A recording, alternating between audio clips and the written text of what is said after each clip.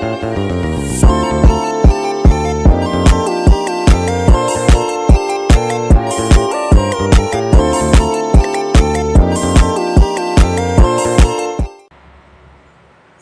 siang dan salam sejahtera bagi kita semua.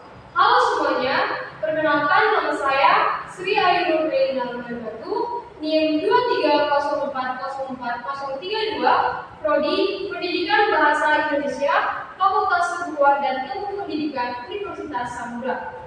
Nah, pada video kali ini saya ingin memaparkan tugas saya dari mata kuliah Keterampilan Berbicara, dosen pengampu Bapak Joko Haryadi, SPD, MPD. Adapun judul materi yang ingin saya paparkan adalah faktor penentu keterampilan berbicara. Di sini saya membahas 3 poin. Yang pertama adalah ENS.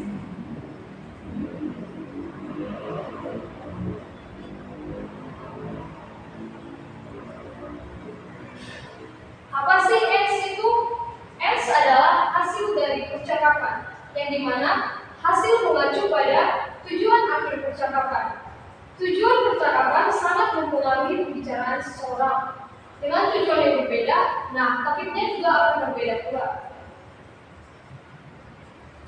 Tujuan utama dari berbicara itu adalah untuk berkomunikasi dan menginformasikan gagasan.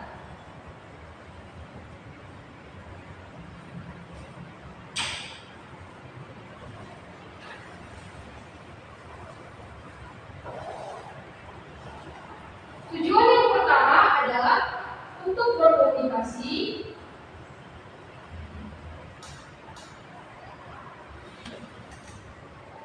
dan mampu menginformasikan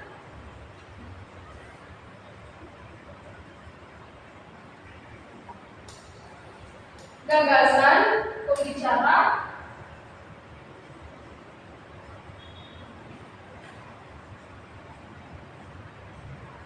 terhadap pendengar.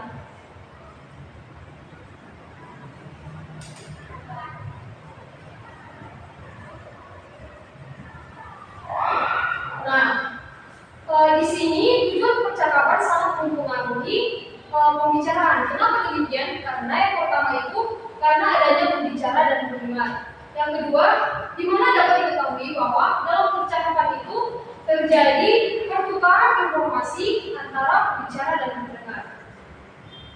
Kita masuk pada bagian yang kedua, yaitu H.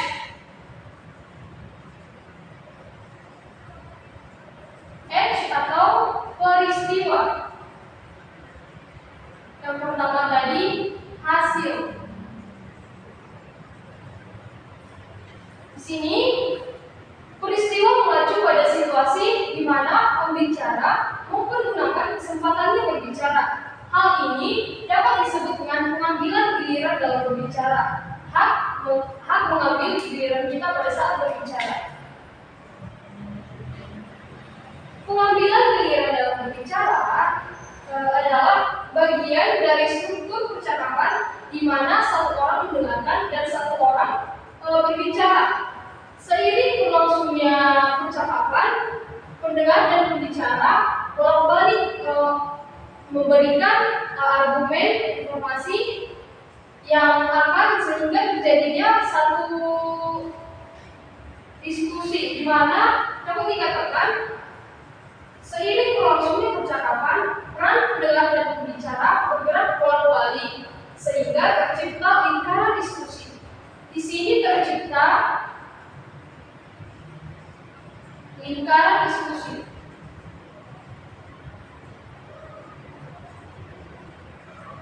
Yang dimana diskusi adalah pertukaran pikiran, gagasan, dan pendapat antara dua orang lebih. Yang dalam spesifiknya adalah pertukaran pendapat yang menghasilkan kesepakatan bersama. Kesepakatan bersama. Nah, baiklah teman-teman, kita masuk pada bagian yang ketiga. Yang ketiga adalah key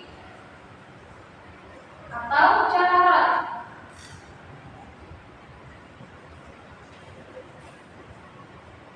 Key atau cara mengacu pada ragam yang digunakan dalam penyampaian tuturan.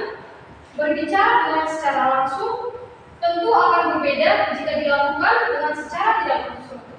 Berbicara dengan ragam formal tentu saja berbeda dengan berbicara secara tidak formal atau non formal. Bagaimana sih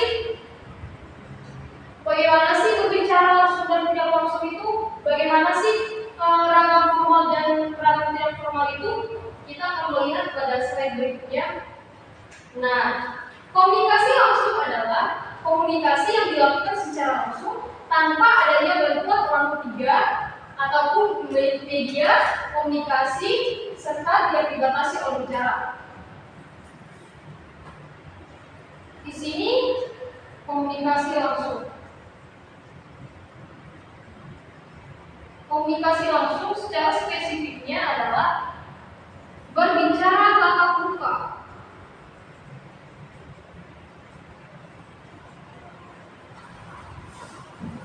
Berbicara tatap muka tanpa adanya orang ketiga. Nah, selanjutnya komunikasi tidak langsung adalah tindakan komunikasi yang dilakukan tidak secara perorangan, tetapi melalui medium atau alat perantaraan tertentu. Secara spesifiknya komunikasi tidak langsung adalah berbicara melalui media atau alat. Contoh dari komunikasi langsung adalah adanya rapat kerja, perbincangan antara keluarga dan lain-lainnya. Sedangkan keterampilan komunikasi tidak langsung adalah berbicara melalui alat. Contohnya itu kita berbicara melalui handphone, berkirim surat dan sebagainya. Selanjutnya kita akan masuk pada berbicara ragam formal. Berbicara ragam formal adalah berbicara sesuai dengan kaidah dan aturan kebahasaan. Sedangkan berbicara ragam non formal adalah berbicara tidak sesuai dengan kaidah dan aturan kebahasaan. Contoh spesifiknya, berbicara ragam formal. Berbicara ragam formal itu dipergunakan di dalam sekolah, kantor, kampus, dan lain-lain. Sedangkan berbicara dalam non formal itu dipergunakan dalam masyarakat, lingkungan sekitar.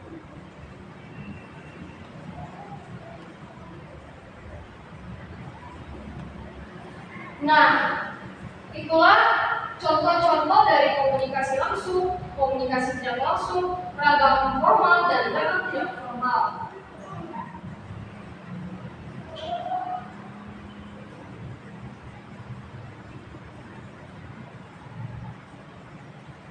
Demikianlah materi tugas yang dapat saya sampaikan pada hari ini.